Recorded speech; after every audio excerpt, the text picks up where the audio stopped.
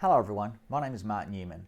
I'm running a series at the moment on how to increase a business's profitability, and this is what comes back to when I was taught as when I started accounting on what to look for, and has served me very well over these years. The first thing we need to look at is sales.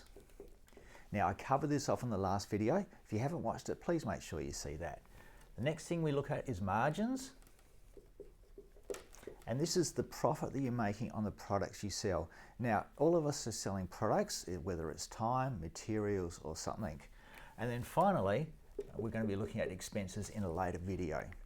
So when we're looking at margins, we're primarily looking at what we're buying stuff for, whether that's labor or whether that's from other suppliers. Now, I'm not talking about going out and beating up suppliers so much they actually don't want to deal with this.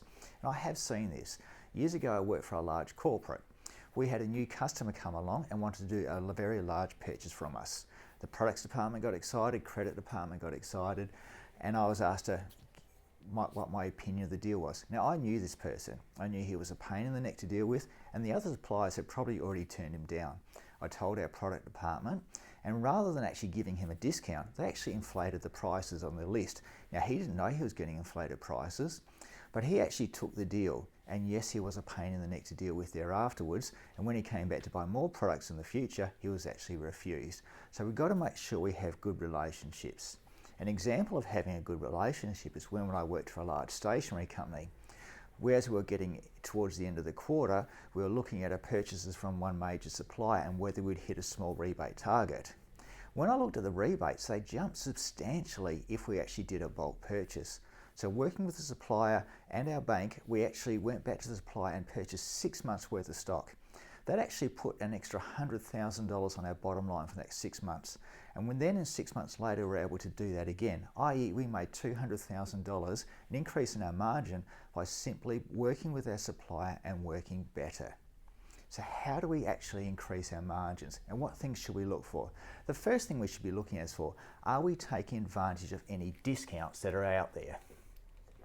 For example, are the suppliers saying that if we purchase 100 of an item that we will receive a discount? If it is that achievable? Now remember, don't just go out and buy a ton of stuff and then you have to store it, and also you've got the holding cost of it. So make sure the discount is relative to what the cost of holding this is going to be.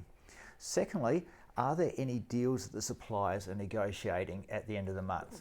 So have a look at, are they trying to clear excess stock? Excess stock is fantastic, particularly if it's still current, or even if it's old stock that customers still desire. We can put it out cheap and therefore make a good margin on it. Also listen to the salesperson of what their goals are. So if we spend the time and listen to what the salesperson's goals are, they may tell us that they have a target to hit by the month, and if we work with them to help them hit their target, they may well work with us. Secondly, there are often other incentives. So for example, it's not just the cash price of what we're buying it for, there's often rebates behind the scenes. So for example, you'll see some electronic retailers we're selling it below cost, simply because the rebates are so high that yes, they can sell it below cost because the rebates are still making them profitable. There are other things like advertising incentives, etc., that suppliers have that they can channel your way if you actually work with them. For example, catalogues are not paid by the people printing the catalogue, they're actually paid by the people advertising in there. Remember, there are also other things that we can do. For example, can we substitute one product for the other? But remember, we're not doing this to rip the customer off. They need to be getting the same product. So for example, if you're selling printer cartridge toners, obviously there's an original and there's the compatible ones. You can't just swap them over for a customer. You need to make sure that you're advising the customer there is a cheaper option and they are getting some benefit out of this as well. Also, have a look at the number of suppliers you've got. Whilst it may not make a difference in terms of the products that you get, it does make a difference in terms of the administration, particularly if you're doing accounts payable as well. And also challenge your suppliers just to make sure they're still supplying you with what you need and there's not better products out there from other suppliers.